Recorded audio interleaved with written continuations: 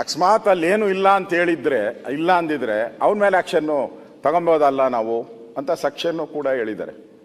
ನನಗೀಗ ಈಗ ಬಂದ ಸುದ್ದಿ. ಓಕೆ, ಈಗ ಅವನು ಹೇಳಿದಾನಂತೆ, ನಾನು ತಮಿಳ್ನಾಡಲ್ಲಿದ್ದೆ, ನನಗೇನು ಗೊತ್ತಿಲ್ಲ, ನಾನು ಮನೆ ಕಟ್ಸ್ಕೊಡ್ತೀನಿ ಅಂತ ಹೇಳಿದ್ರು, ನನಗೆ ದುಡ್ಡು ಕೊಡ್ತೀನಿ ಅಂತ ಹೇಳಿದ್ರು. ಅದ್ಯಾರೋ ಒಬ್ಬ ಲೇಡಿ ಬಂದ್ಲು, ನನಗೆ ಭಯ ಆಯಿತು. ಅವಳು ಸ್ಟೇಟ್ಮೆಂಟ್ ಕೊಟ್ಮೇಲೆ ನನಗನ್ನಿಸ್ತು ಇವಳು ಹೇಳೋದು ಎಲ್ಲನೋ ಒಂದು ನನಗೆ ಮೂಳೆ ಸಿಗುತ್ತೆ, ನಾನು ಕೊಡ್ಬೋದು ಅಂತ. ಈಗ ನನಗೆ ಬರ್ತಾ ಇದೆ, ಟಿ ವಿಗಳಲ್ಲೆಲ್ಲ ಬರ್ತಾ ಇದೆ.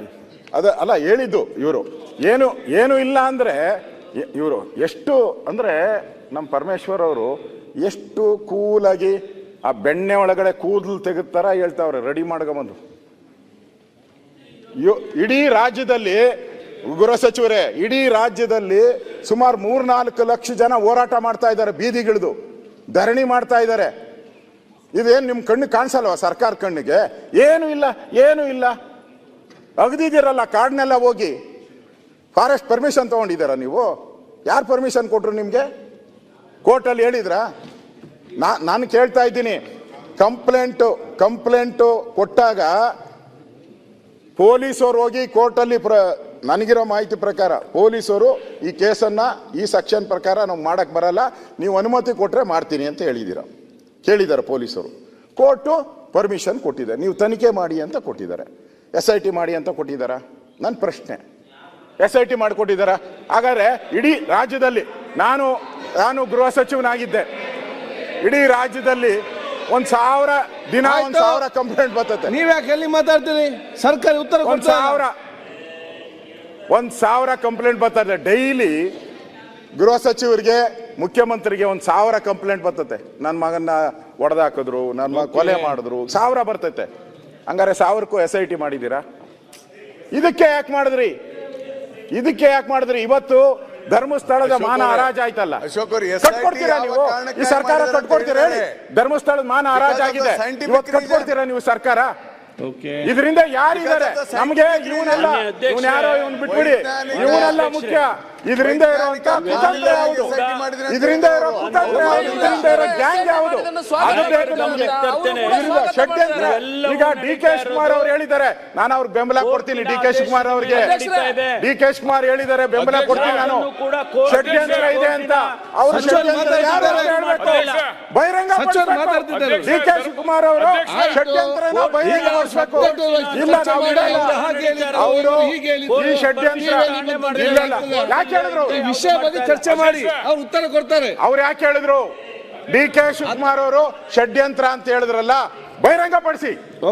ಸದನದಲ್ಲಿ ಇದ್ದಾರೆ, ಬಹಿರಂಗಪಡಿಸಿ ಹೇಳಿ ಯಾರು ಷಡ್ಯಂತ್ರ ಮಾಡಿದ್ದಾರೆ. ನಾನು 100 ಶಿವಕುಮಾರ್ ಧರ್ಮಸ್ಥಳದ ಪರವಾಗಿದ್ದಾರೆ ಅಂತ, ಆ 101ನೇ ಶಿವಕುಮಾರ್ ಇವಾಗ ಹೇಳಿ ಯಾರ ಷಡ್ಯಂತ್ರ ಇದ್ದಾರೆ ಅಂತ ಧೈರ್ಯವಾಗಿ ಹೇಳಿ.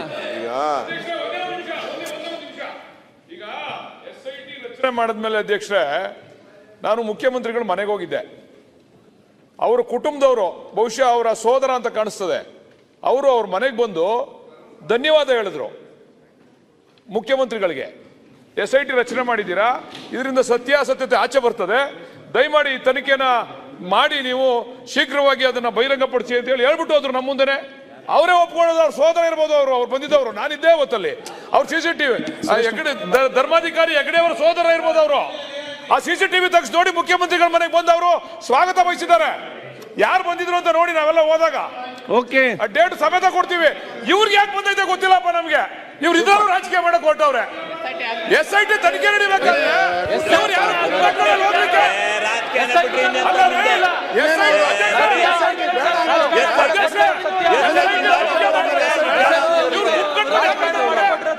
ಇವ್ರ ಮೇಲೆ ಕ್ರಮ ತಗೋಬೇಕು.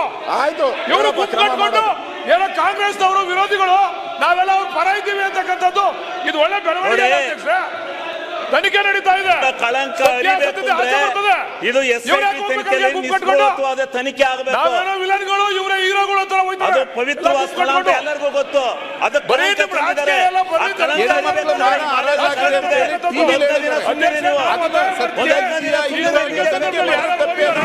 ಮಾತಾಡೋದು ಒಂದು 15 ದಿನ ಸುಮ್ಕಿರಿ ನೀವು.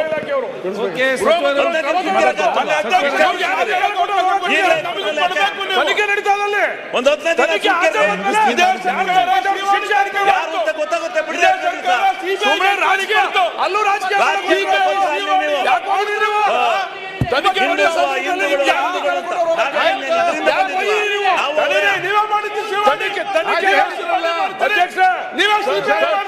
ದಿಕ್ಕನ್ನು ತಪ್ಪಿಸ್ತಾ ಇದ್ದಾರೆ.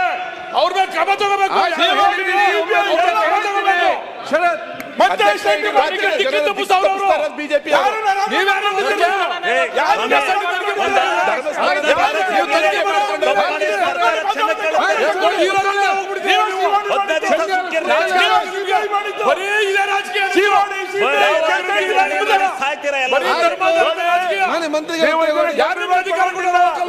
ನೀವಿದೆಲ್ಲ ಗಂಭೀರವಾಗಿ ತಗೊಂಡಿಲ್ಲ. ನಿಮ್ಮ ಹತ್ರ ಕೇಳಬೇಕಾಗಿಲ್ಲ. ತಡ್ಕೊಂಡಿದ್ರಿ ಇನ್ನೊಂದು 15 ದಿವಸ 20 ದಿವಸ ಸುಮ್ಕಿರ್ರಿ. ಎಲ್ಲ ಸತ್ಯಾಸತ್ಯತೆ ಬರುತ್ತೆ. 20 ದಿವಸ ತಡ್ರಿ. ಎಲ್ಲ ಸತ್ಯ ಬಯಲಾಗುತ್ತೆ. ಧರ್ಮಸ್ಥಳ ಪವಿತ್ರವಾಗುತ್ತೆ. ಸುಮ್ನಿರ್ರಿ ಸ್ವಲ್ಪ. ಯಾಕಿದ್ರಲ್ಲಿ ರಾಜಕೀಯ ಮಾಡ್ಕೋತೀರಾ? ಸುಮ್ಕಿರ್ರಿ. ಶಿವಲಿಂಗ ಅವ್ರು ಕೂತ್ಕೊಳ್ಳಿ. ಬಾಲಕೃಷ್ಣ ಅವರೇ, ಬಾಲಕೃಷ್ಣ ಮಾತಾಡಿ ಕೂತ್ಕೊಳ್ಳಿ. ಈಗ ಬಾಲಕೃಷ್ಣ ಅಧ್ಯಕ್ಷರೇ, ನೋಡಿ, ಇದು ಈ ವಿಷಯಾಧಾರಿತವಾಗಿ ಸಕಾರಾತ್ಮಕ ಚರ್ಚೆ ಆಗಲಿ. ಒಂದು ಶಬ್ದ ಮಾತಾಡುವಾಗ ತಪ್ಪಿದೆ ಅದನ್ನು ನೋಡ್ಕೊಂಡು ಹೋಗ್ಬೋದು. ಇನ್ನೊಂದು ಮಾತು ತಪ್ಪಿದ್ರೆ ಆ ಶಬ್ದ ಮತ್ತು ಈ ಭಾಷೆ ಅದರ ಬಗ್ಗೆ ಈ ಸಬ್ಜೆಕ್ಟ್ ಅನುಗುಣವಾಗಿ ಚರ್ಚೆ ಆಗಲಿ.